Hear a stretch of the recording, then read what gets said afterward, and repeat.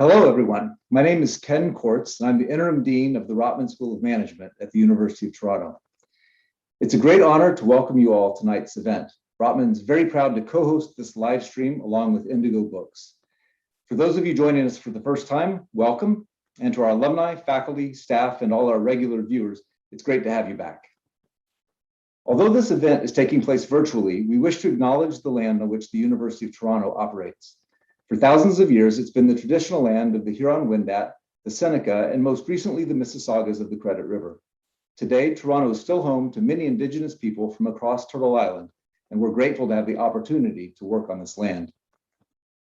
I have the great pleasure tonight of introducing our speakers, Bill Gates and Ariel Bissett. Ariel Bissett is a Canadian writer and filmmaker. She's a prolific content creator and has amassed a huge following on her YouTube channel with over 250,000 subscribers. It's a place where she tries to encourage everyone to pick up a book. Ariel has interviewed some of the world's most well-known figures and authors, including people like Michelle Obama, Margaret Atwood, and Bill Gates. She's also the creator of Books Unbound, a weekly podcast. Bill Gates is co-chair of the Bill and Melinda Gates Foundation and founder of Breakthrough Energy. Along with co-chair Melinda Gates, he leads the foundation's development of strategies and sets the overall direction of the organization. And at Breakthrough Energy, Bill's putting his experience as an innovator and problem solver to work to address climate change by supporting the next generation of entrepreneurs, big thinkers, and clean energy technologies. And of course, Bill is also the author of How to Avoid a Climate Disaster, the Solutions We Have and the Breakthroughs We Need, published by Penguin Random House Canada on February 16th of this year. Bill, congratulations on the publication of this important book. We're proud to be hosting the Canadian launch. For the next hour, Ariel will lead Bill in conversation and take live questions from the audience. If you have a question, please submit it during the discussion by visiting slido.com, that's SLIDO.com, and entering the event code GATES, G-A-T-E-S. Now we'll kick off the event with a short video to set the stage for their conversation. In a typical year, the world emits over 51 billion tons of greenhouse gases. And as we keep doing that, the consequences for human life will be catastrophic. When I first fell in love with computers as a teenager, they were enormous, expensive, and only the government and big companies could afford them. But my friends and I became obsessed with a wild idea. What could we do if there was a computer on every desk? And now the wild idea is quite tame. Billions of people not only have computers on their desks, but even in their pockets. Now the world needs another breakthrough. In fact, it needs many breakthroughs. We need to get from 51 billion tons to zero while still meeting the planet's basic needs. That means we need to transform the way we do almost everything.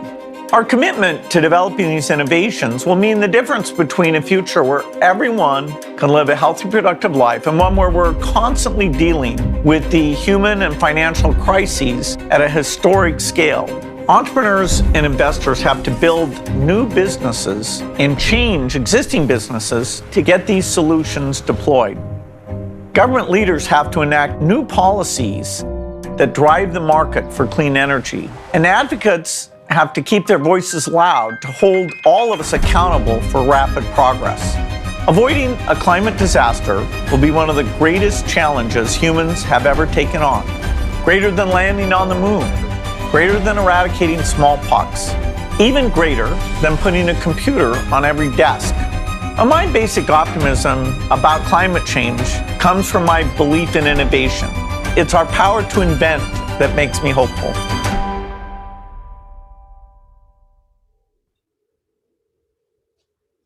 All right. Hello, Bill. How are you doing? Great. Super to be here with you. Yeah, thank you so much. Good evening to everybody that is watching. Thank you to Ken for that introduction. Congratulations to whoever edited that video, because that was beautifully done. And thank you to the Rotman School of Management and Indigo Books for hosting Indigo Books, the place where I've spent so much of my money. I'm Ariel Bissett, and welcome to this discussion with Bill Gates on his book, how to avoid a climate disaster. I feel like any opportunity to show it, right? Any opportunity. How to avoid a climate disaster, the solutions we have, and the breakthroughs we need. Tonight, we will hear from Bill about his path to climate work and his decision to write this book before moving to some questions from our audience. And because it isn't every day that I get to chat with you, Bill, I'm also going to ask you about some specific things I'm really interested about, like trains and heat pumps. I made them accept my questions on trains and heat pumps, and I'm pretty excited. So let's start at the beginning. When people think Bill Gates, they think about Microsoft and they think about the Gates Foundation, but they probably don't yet think about climate change innovation and awareness. In your book, you wrote, I came to focus on climate change in an indirect way through the problem of energy poverty. So what made you start learning about climate change? What is it that really was that impetus? Yeah, so the year 2000 was when I established the Gates Foundation with my wife.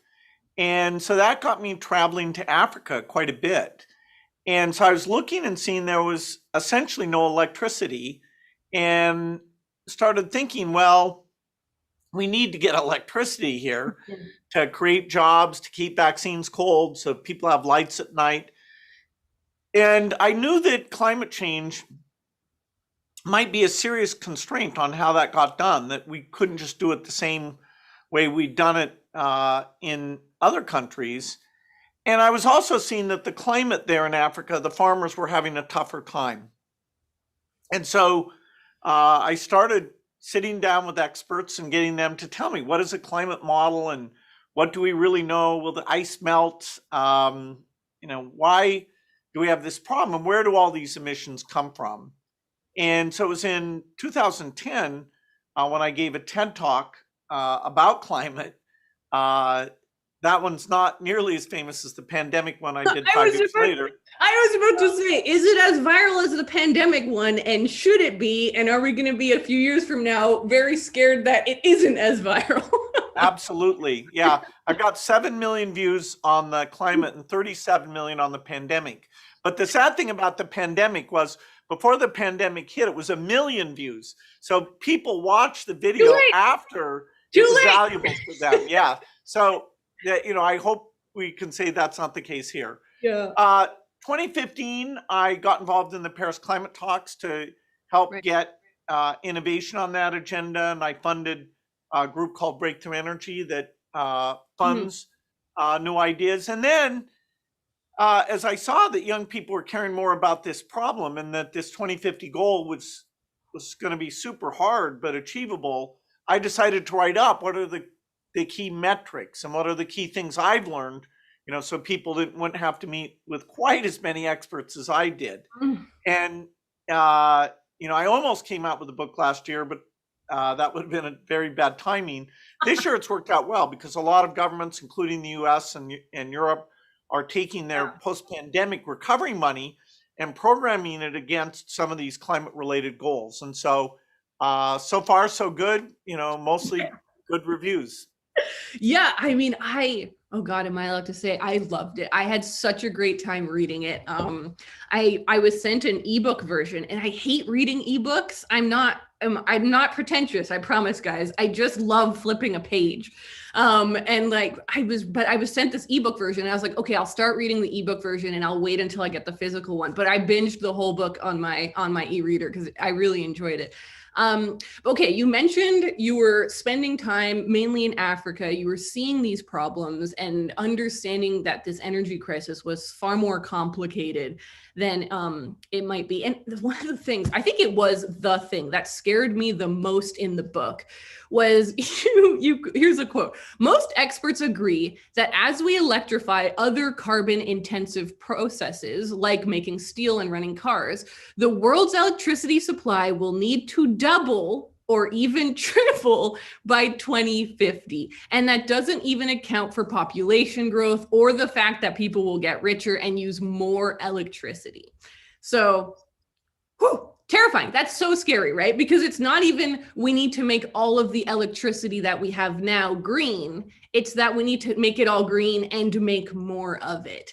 So how does that work? What are the kind of pieces of that puzzle? But I guess more importantly, how do we pull that off? Like, why are you optimistic?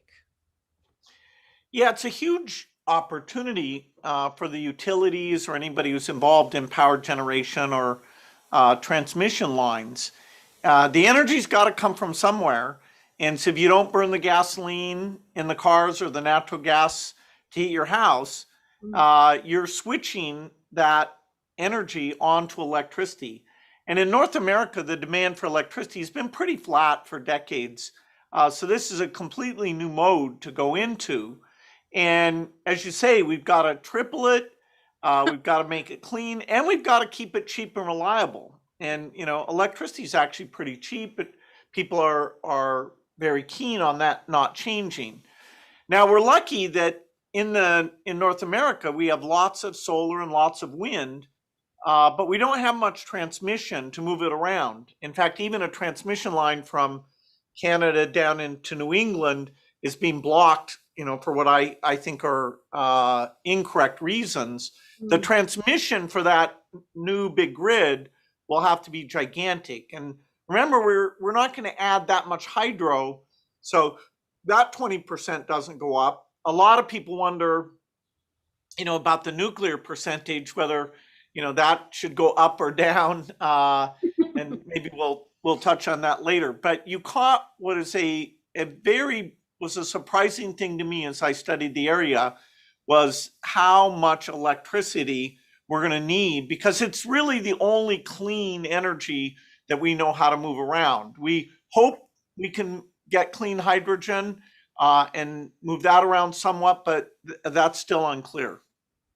Well, speaking of surprises and challenges, I guess, thinking, because like I said, I'm reading this book and I'm thinking, oh my God, I did not realize that not only do we have to switch it all, we have to make more of it. Another thing that really surprised me, and whenever I have been talking to people about this, everyone I talk to is surprised about this. And you phrase it in the book, you ask everyone, what's your plan for cement? It's the fact that making stuff is our biggest sector of problem. It makes up, what do I have written here? 31% of our emissions you have in this kind of making stuff category: cement, steel, fertilizer. So why is cement and kind of what that represents something we need to think about? And yeah, I don't know, I'm nervous. Bill, I'm nervous. Sure. No, this is a tough problem. Without the young generation really saying this must be a priority in the rich countries and driving that innovation, I don't think we'll solve it, because we're changing out a lot of the physical economy. It was a big surprise to me that sectors that people kind of expect are electricity, because they know there's coal plants and natural gas plants, and cars, because they fill up their gas tank. That's only between those about a third of the emissions. The rest of transportation, buses, trains, planes, the agriculture sector, which includes cows that emit methane, which is after CO2 the biggest greenhouse gas. We got heating and cooling, but the biggest sector of the five, exactly as you said, is manufacturing.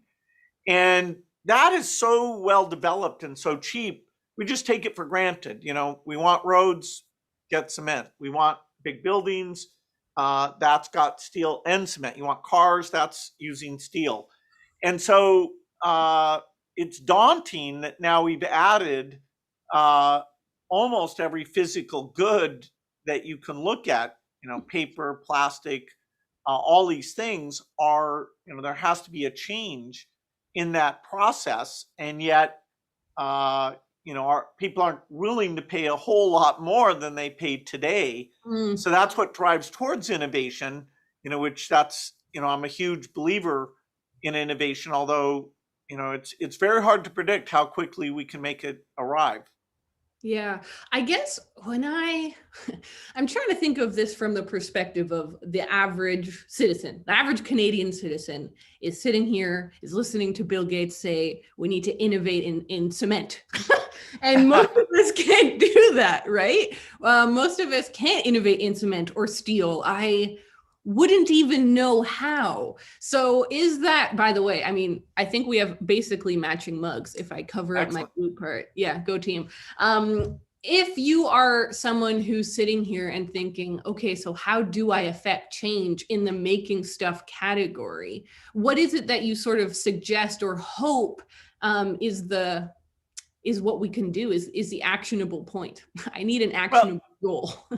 Yeah, the first step is the broad knowledge of this and sharing that with friends. And, no matter what their political persuasion is, we need everyone to get on board with the goal, even though they can, fight over exactly the right tactics in terms of government versus private sector and all that.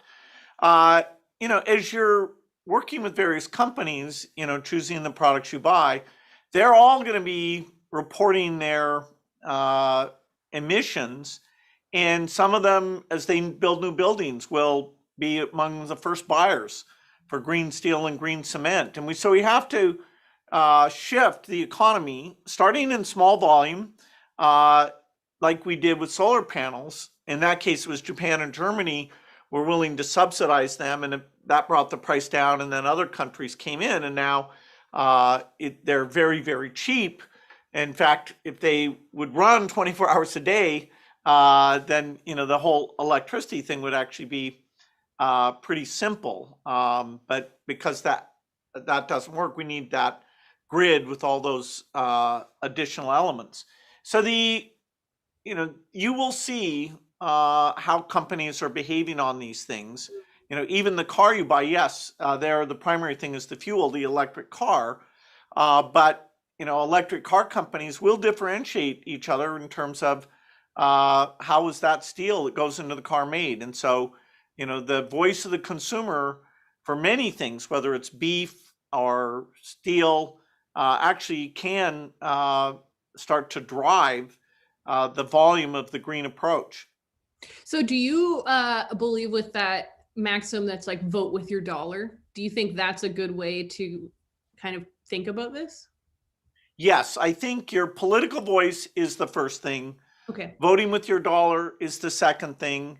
And then making sure the company you work for is a very good citizen on these issues is the third thing there. And, when I say your political voice, I do include, in a calm way, trying to draw people in, because this thing where in the US we have one party who I worry thinks it's too easy to solve the problem, but they agree it's important, and another party who at least some members still don't see this as a priority. That's a problem when you're saying, hey, every year of this 30 years, we've got to use them all, not 4 years on, 4 years off. This is, and the capital investments we're asking the companies to make in hundreds of billions, if they don't think the policies favor that, if there's any uncertainty, they're not going to take the risk. And so, some type of coming together on the goal will be important. And that's really, young people who want to have a moral cause beyond their own success, that they're speaking out about the topic.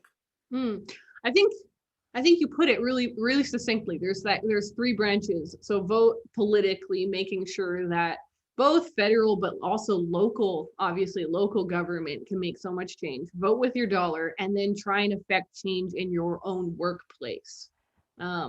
Something I don't know if you care, Bill, but something I'm really excited about is digging more into the publishing industry and seeing like how much of the paper that books are published with use recycled paper. Like, it's such a specific thing. But it's like every industry, you can push that needle a little bit, right? Yeah, which then, drives demand, and then people will bring the extra cost down. Yeah. Same with like me always buying Beyond Meat at A&W, not sponsored by A&W, but it's the only place around me that has it. And so my hope is that by buying it, they won't take it off the menu. Good job. That's great. Okay, well, I'm already on your side. Obviously, I agree. We need climate change help. We need to take it seriously. And I know that a lot of people watching are the same. We've all watched the documentaries. We've read your book or read other books like it. What do you say to people who are more pessimistic about it, that think either it isn't something that they need to pay attention to because maybe they're living in a country like the US or Canada that's probably going to be fine, or the effects will take a long time to show up? What would you say to someone who is more pessimistic, or someone who doesn't think that we can do anything about it? Like maybe they think, yeah, climate change is here, but we can't really change it. Yeah, the damage of climate change, you always have to keep coming back to how every year it gets worse and worse. And if you get all the way out to the end of the century, the sea level rise, the natural ecosystems that completely go away, the fact the world won't be livable near the equator, and these farmers who are trying to work outdoors won't be able to do that.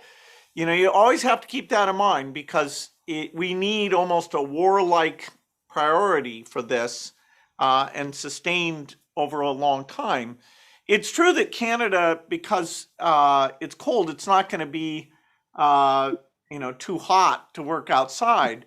But if you look at the north of Canada and what the warming means for the ecosystems up there, you know, starting with the Arctic ice, and then as that gets a lot harder, it is really changing faster than any of the plants or birds can evolve to adjust to this thing. If it was like, 100 times slower, that would be what has happened during evolutionary history, and everything could adjust. So there's a lot to be said for the world, being stable and not letting this happen.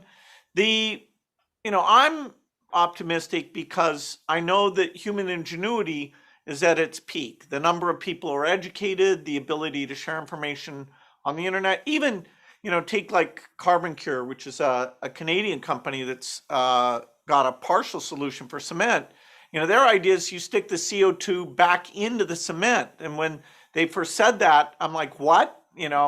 What do you mean you stick it back in there? It's air, but in fact, they can take some of the calcium and even maintaining all the good properties of cement, react that into those pores. Or there was a company that came along that said you can just find the right place, and this is true in the US and Canada, and just pump water into the ground, and the pressure will come back out and let you recover that energy. So it's using just water pressure, where there's no hill with the big reservoir or anything like you normally think of hydro energy storage. They're just pumping it into ground formations that exist anywhere. Now, we don't know that won't work. It's an amazing company called QuidNet. But I'm lucky, I get to see dozens of these things. Right. And even with an 80% failure rate, if we push hard and have, hundreds of amazing ideas like this, and we get the small companies working with the big companies, we get the government demand and consumers who are willing to not only spend a little bit extra, but over time we'll have a fund called Catalyst that people can pay into to buy down the super green products. And I have to admit, part of my optimism is just I'm an optimistic person. Part of it is that in both my careers, my software and my foundation work, where it's global health, we made way more progress. Both cases, turned out way better than I expected. And, so I hope I'm not being fooled by that experience, because I do know this involves so much more physical change. Most people, if they looked up how many cement plants, are in Canada, or how many, steel plants are in North America, they'd be surprised. We rely on that stuff, and it's very, very cheap. So interesting. I think it's really exciting that you get to find out from all of these different companies who have crazy ideas. It's like a science fair, right? But like the world stakes on the shoulders of those projects. So what are you doing about the problem of climate change? Like, what is going to be your approach moving forward? You've now published the book, which is obviously massive for advocacy. But what is going to be kind of the things that you're investing in and pushing forward and planning? Yeah, so the pipeline of innovation starts with R&D, and that was that 2015 event that Justin Trudeau came to. I remember I got to talk to him quite a bit because Obama was having a meeting with Modi, and so he was late. And so Trudeau and I and a bunch of the world leaders were just kind of cooling our heels for about 30 minutes there.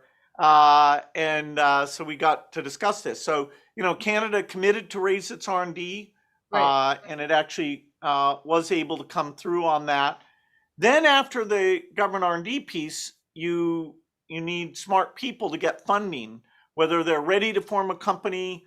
If they're not, maybe some philanthropic funding. If they have a company, then just like Carbon Cure, investors who are willing to focus on climate priorities and take risks should be able to evaluate, does this really work? And so Breakthrough Energy Ventures, which I created to fund companies like that in 2015, is one of their backers.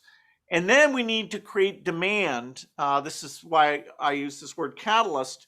When you first make steel that's green, that is, there's no emissions associated with it, it costs a lot more. The green premium starts high.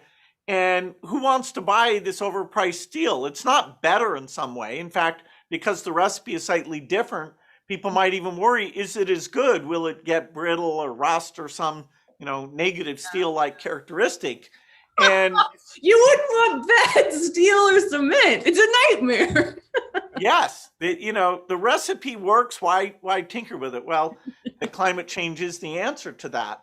And so we have to be open-minded. And some of the government regulations, the building codes, the government is a buyer, the wealthy companies like the tech companies can be buyers here. The products that get all the way to the individual person, like the artificial meat, that's the ideal case, because they're, when Impossible and Beyond got offered, the demand was actually greater than they expected. And so now they have the money to go and do another version, to make it cheaper, to make it, their goal is pretty quickly to actually fool you, so you can't even tell whether it's the cow stuff or the non-cow stuff.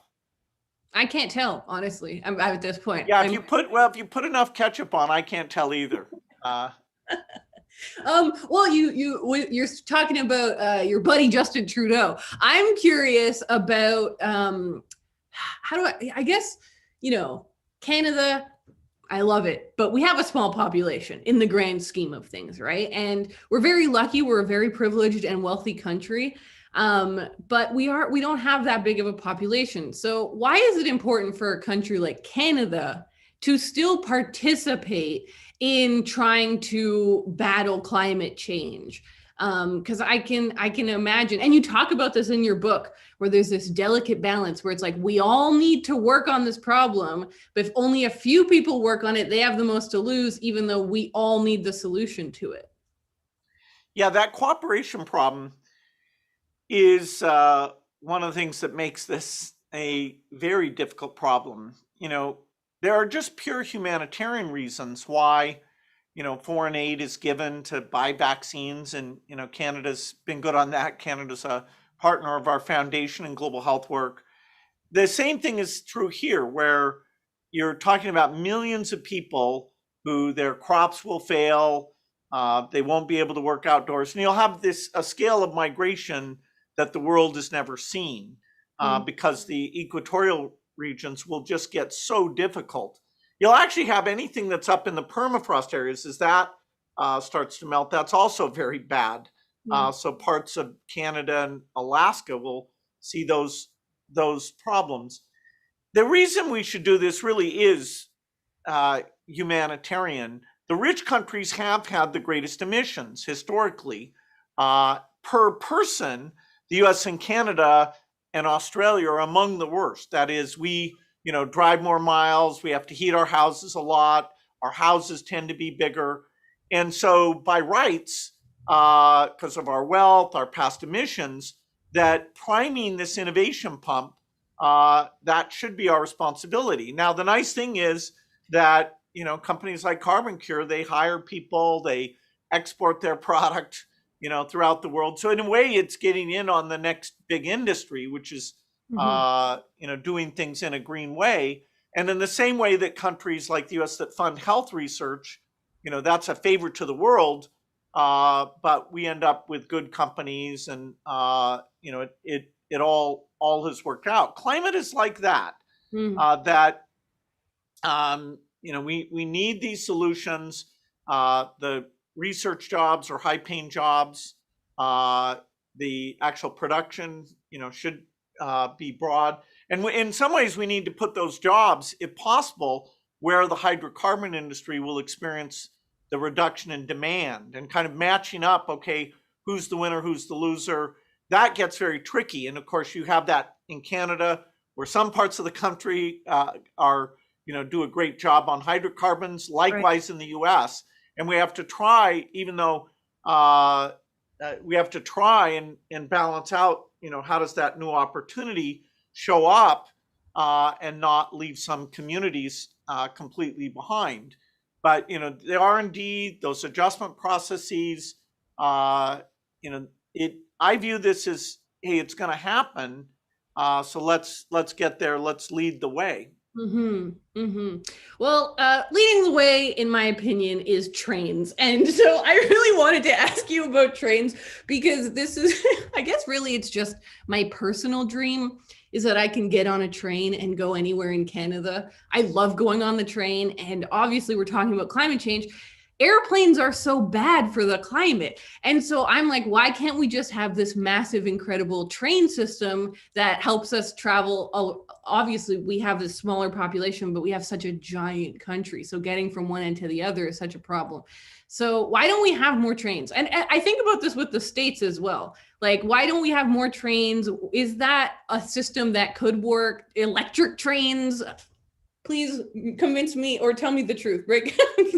Let me know if I'm deluded. When we think of trains, we have to think of two different things. We have trains for freight and trains for passengers. And what's amazing is that North America, in terms of trains for freight, is actually super good. That is, you can drop off goods in LA and get them up to Chicago very inexpensively. There's basically 6 Class A railroads, Canadian National that I own a part of, Canadian Pacific, and then we have 2 in the West, Union Pacific and Burlington Northern, which my friend Warren Buffett owns, and then we have the 2 in the East. So it's just the 6 railroads, but when it comes to freight, it's absolutely phenomenal. Now, because we love cars and we built so many roads, the habit is not there as much to ride the train. Amtrak was this big US passenger thing that spectacularly went bankrupt. And so it's not as common. It'd be good to revive that, but our system is very optimized for these trains going like 25 miles an hour to move the freight. So it's a little bit more difficult than you'd expect to layer passenger on top of that. Ironically, Europe is the opposite of us. Europe has very good passenger trains, but their freight costs and infrastructure are not nearly as good as ours. Part of the reason their passenger train stuff is so good is their gas taxes are very high, and so it's less attractive to take some super long distance journey, and they've maintained things there. So yes, transportation, getting to where we're using more electricity. Now, as you get bigger and bigger things like trucks and trains and certainly planes, we may need to use green fuels instead of electricity directly. So green diesel to put in that train locomotive and green aviation fuel to put into those planes. But that's one of those areas where we're just at the beginning. I'm personally a big customer for this green aviation fuel so that I can, say that I've gotten rid of my carbon emissions and that I'm using that money that I spend $7 million a year to help bootstrap demand for important green products, including that aviation fuel. Right. Well, before we go to Q&A, I have to ask you one last question. I just bought a very old house. It is from the 1850s, and it is absolutely terrible for all sorts of green goods. It leaks heat like crazy, and it has a 40-year-old furnace that I've named Wilbur because he's an old man. He's such a terrible furnace. I constantly I just want to kick him, but he is getting me through this winter. But eventually I want to upgrade to a heat pump. And so I was so excited when I was reading about heat pumps in your book. And what really surprised me was that it's one of these examples of innovation not being the problem. It's advocacy that's the problem. So I wondered, why are you also excited about heat pumps? And what can we do in situations where it isn't innovation, it's advocacy? Yeah, it was surprising to me to find a few areas like heat pumps where it's just the awareness isn't there. Now, it's the classic case that you pay more up front to buy it, and then your electric bill is less than your diesel or natural gas bill would have been. And so, that type of thing that you pay a little bit more now and you get that benefit over time. Consumers are a little bit risk averse to that, and sometimes the government or some private sector financing entity should come in and help make that more obvious to people. Thank goodness that heat pumps for most locations are better because they combine heating and cooling better than directly burning hydrocarbons.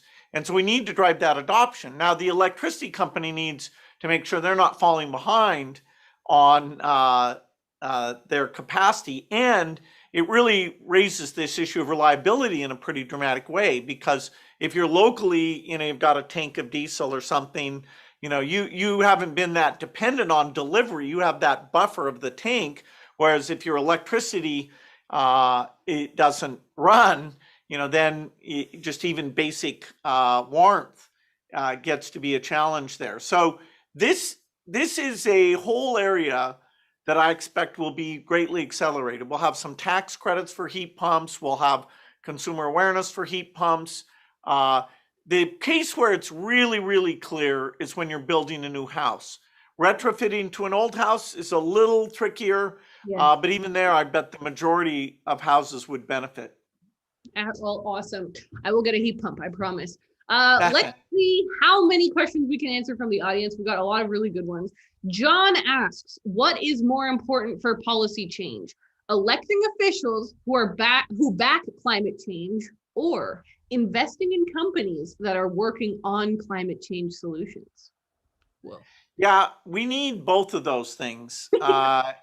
And sadly, the government is so important here. When you're trying to transition from a very low volume product that looks like it might not be as good, electric cars, the government policies have been great there. They drove down the prices, and so in 15 years, the idea that GM says they're not going to make any gasoline cars, nobody goes crazy and thinks, oh, that's a bad thing, because the car will have improved, the batteries, the range, everything. And so, we'll have a zero green premium.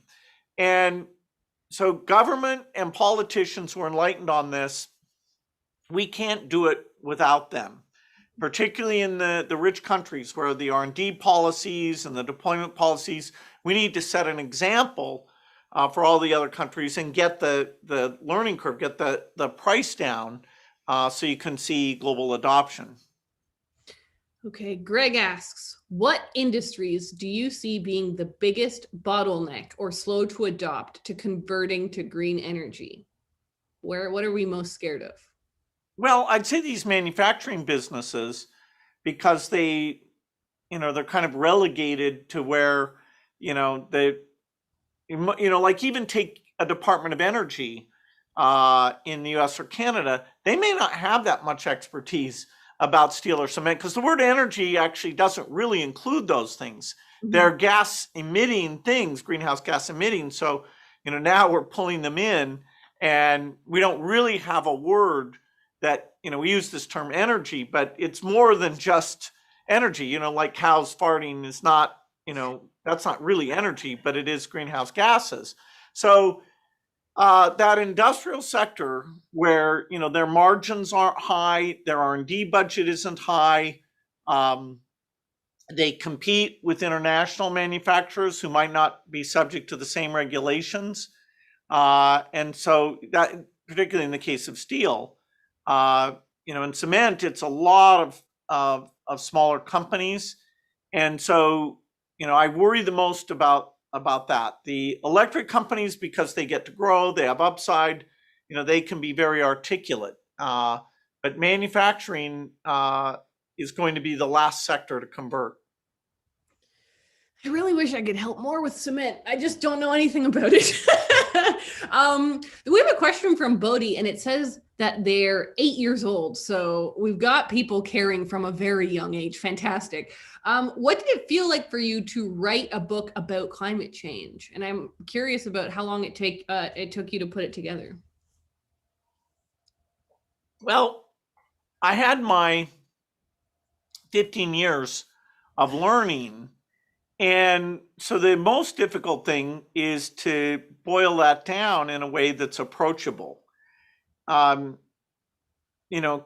involves chemistry and economics and, politics and physics.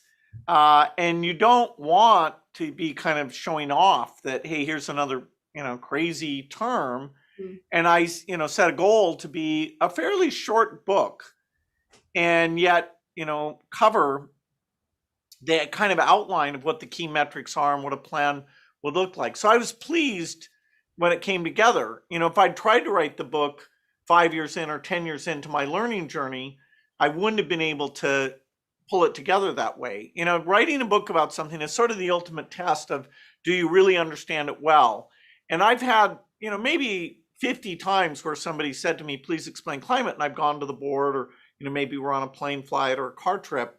And so that was kind of my tryout for, okay, I made it too complicated that time, or I explained a few things right.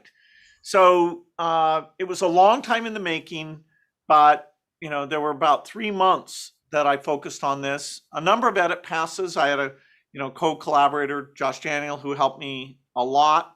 And, I find that topic fascinating. You said, it's like a science fair. Yes. And I love a science fair. I love, the history of all these things. There's another Canadian, Václav Smil, who is brilliant. His books are a little bit longer, but if you really want to understand energy and civilization, or many aspects of energy, he's the one to go to. I benefited so much from his knowledge. The first time that you and I ever sat down to talk, it was about your favorite climate change books, and you talked about one of Smil's books, and I got to take it home. I don't know if I was allowed, but I definitely took it home. So now I'm going to put your book next to his. It's going to be in my climate change section. So that's cool. Excellent. Yeah, I also think it's hilarious that someone on a plane is asking you to explain climate change next to Bill Gates. What is climate change? Yilmaz asks, what are some of the key takeaways in your view for government and corporate sector from COVID-19 that could help tackle the climate change challenge? I think this is really cool because we've obviously learned a lot, maybe some depressing things, but we've learned a lot about how government is dealing with a large scale crisis. So how do you take and process some of what's been going on with the pandemic to what we have to do with climate? Yeah, so climate is just another thing that we trust our government to hire experts and make sure that they're investing on our behalf so we don't, suffer. And governments, when it comes to earthquakes, they have building codes. When it comes to, wars, they do simulations or war games. They fund the defense budget. And here we have two things, pandemics and climate change, where governments haven't stepped up the way they should. Mm-hmm. And so I hope the pandemic is not only a lesson specifically to be ready for the next pandemic, so, we don't Please, see this again. Don't say there's another one coming. Well, there's a chance there is, but we know so much more about quick diagnosis and getting vaccines out quick that if you give us, say, 5 to 10 years and governments remember that they need to buy this insurance policy, I think, this pandemic 10 years from now would essentially be nothing. It would be even better than it was, say, in Australia, who had quite a good epidemic because they did the diagnosis quickly and kept the numbers down very dramatically. Now, climate change is a looming problem. It's not something that you can let it develop and then get out of it, because the lead time to change all this infrastructure is many decades. In fact, when I think of the 30 years, I think, wow, we better invent almost everything in the next 10, because just the deployment piece at this gigantic scale will take that next 20 years, and that, gets you all the way to 2050. So there is no single thing like a vaccine. You can't wait till you see how bad it is, because it gets worse every year, and it's built up from all the history of emissions. And so sadly, I'd say it's an even harder problem, but it's got a bigger constituency, and I expect that constituency, the young generation, to grow over time, so that every government says, okay, it's in our list of priorities. Yeah. This kind of goes with what you were just saying. Risha asked, what's the most impactful area that local governments and municipalities can focus on? In the book, you stress, like in the ending section where you're talking about action, like what should we do? You talk about being involved in your local government. So what are those areas that local governments can be focusing on? Well, there's always this trickiness of permitting, whether it's wind farms or solar or transmission lines, and people have this not in my backyard type attitude. It's particularly strong if we see that nuclear is a key part of the solution. Some people might say, okay, that's fine, but 50 miles away from me, even as we prove that the safety is very, very strong. Local governments decide what the transport infrastructure looks like. Local governments buy buses, and I'd say over the next 5 years, these electric buses are getting to be really economic. That's happening right now in China quite a bit. And so as those prices come down, and an electric bus, it's not only good for the global pollution, greenhouse gas thing, it's really good for having less, diesel fumes and everything as well. And so, local governments buy a lot, they permit a lot. They've got to be part of the solution. You mentioned China. A question from Anonymous. Maybe they want to be kept secret. Can we achieve zero without China? I mean, that goes to similar to the question of, like, does Canada participating matter? Can we reach zero if other countries aren't working on reaching zero? No, we cannot. China in the present day numbers is the largest emitter. So the United States was up until about 3 years ago, and they passed us, partly because they export a lot of steel and cement, but they also use a lot. I mean, remember, they're 20% of the world's population. And so their share of emissions almost matches exactly their share of the global population. And they need to participate in every way. They need to help with the innovation. They need to help with the deployment. Now, they can say that their renewable deployment is huge, and they're continuing to do R&D on nuclear to try to make that work. So there are some good things there. Their current climate commitment is to get to zero by 2060, whereas almost all the rich countries have committed to 2050. And so, encouraging them and making sure that in this area of cooperation, that it's a win-win thing, and we're sharing with each other, helping each other, even though some other things will be more contentious. That's an interesting challenge. John Kerry's the climate envoy now for the Biden administration, and he's reaching out to China to see how do we rebuild some level of cooperation on this issue, and see what it would take in terms of innovation or help for them to advance their deadline to get to zero. They're very serious about, okay, whatever they commit to, they want to deliver. So they, when they do make a commitment, I think that will be a big deal. Jason asks, what is the best way to integrate the topic of climate change into our education system in order to drive passion and interest for the next generation? And you've mentioned how important advocacy and education is. And I know you've done a lot of work with U.S. education. So what is that kind of way to make sure everyone knows exactly what we're talking about? Yeah, I think the ideal is to use interest in climate to derive interest in science, and interest in science to drive interest in climate. After all, you can do these little experiments, with the greenhouse and see how the heat gets trapped, which is kind of confusing. The heat comes in and it doesn't go out. Well, that's because it goes out at a different wavelength, but, it takes a whole science course to, really give you an intuitive feel for that. And so I think it will motivate kids to learn these things. The curriculum, I wouldn't say, is very good right now. My group that does things like history texts, there's one called Big History. We're going to work on a climate change course. I'm sure there'll be lots of them, but we'd like to see kids as young as 8th grade be exposed to this as a concept, that may motivate them as they go into politics or science to be part of the solution. One thing that you've really taught me a lot about is green premiums. And it's something that I hadn't really thought about in so many words beforehand. And I think it would be awesome if you could explain to everyone watching, what are they and why do they matter so much?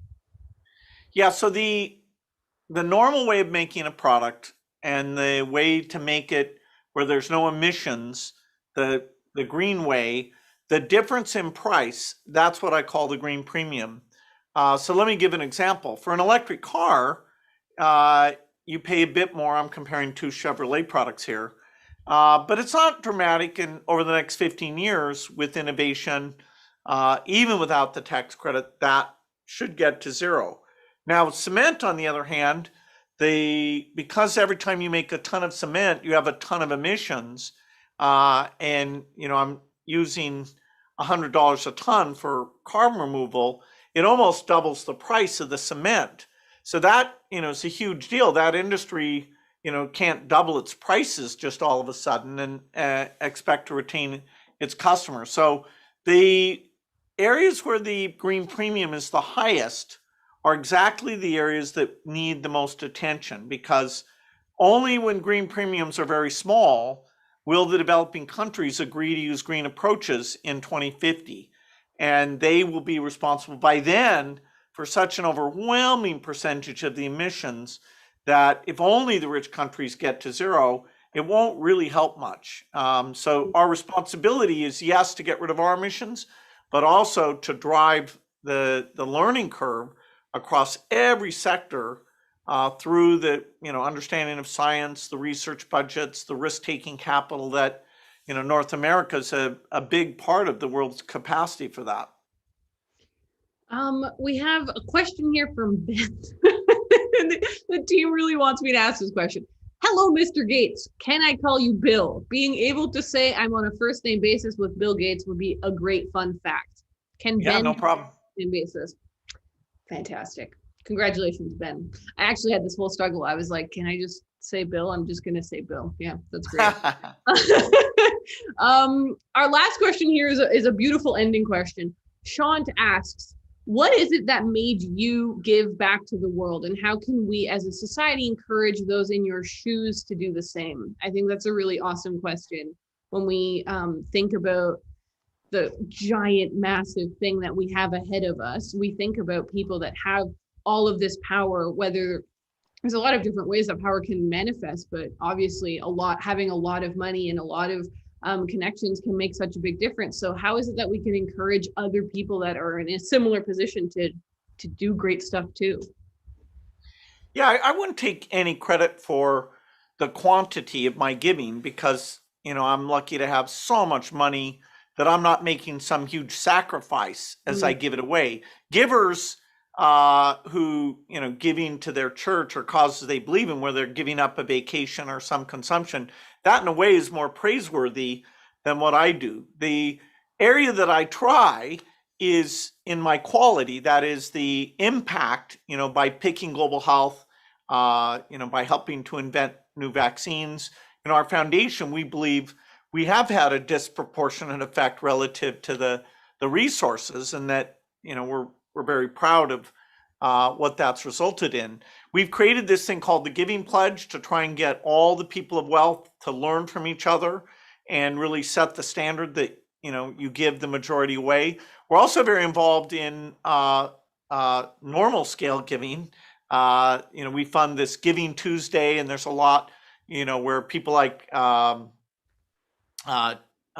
Teacher's Choice, help give to different schools. So the digital era of giving, where you can find something that's highly impactful and we get people to be more generous, we're not there yet. We have a lot to do to make it clear, okay, what did my gift do? Why should I pick this cause? But I'm hopeful. And so we fund the philanthropic sector. We fund, looking at policies to encourage giving. The rest of the world, is envious that Canada and the US have more giving, but I still, I think, okay, we should have twice as much. How do we innovate even in that space? Well, I like that as our final question, and now they're telling me to wrap up. So thank you, Bill, for talking to me. Thank you to the Rotman School of Management and to Indigo Books for hosting, and to our viewers in Toronto, but also all over Canada. Again, thank you, Bill, for talking to me, for writing this book, and for using your resources to tackle this issue. I know that so many of us really appreciate that. So have a great evening, Bill, and thank you again to everyone. Thanks. Thank you, Ariel and Bill, for this important conversation tonight. It was really informative, inspiring, and practical. I just can't think of a more important topic for us to be discussing, and I'm just so glad that Rotman can play a role in getting that message out. As I listened to how your conversation unfolded, it just made me want to sneak in a plug for two projects at U of T that we're working on as part of our emissions reduction plan, because I think it touches on a couple of the topics you discussed at length. But we're actually building what will be one of North America's tallest buildings that uses primarily structural wood as the elements of construction, which dramatically reduces concrete use. And we're also building North America's largest urban geothermal exchange facility, which is a technology that works alongside heat pumps to dramatically reduce the emissions associated with heating and cooling our buildings. And I say that, a little bit to brag about U of T, but mostly to reinforce your point that so many of the solutions we need are here today and they're ready to be implemented. I think that's a really important message of the book. So thank you both again, and thank you to our audience for tuning in tonight. We hope you enjoyed the live stream. For more events like tonight's, please visit the Rotman Events website. Have a great evening, everyone. Thank you.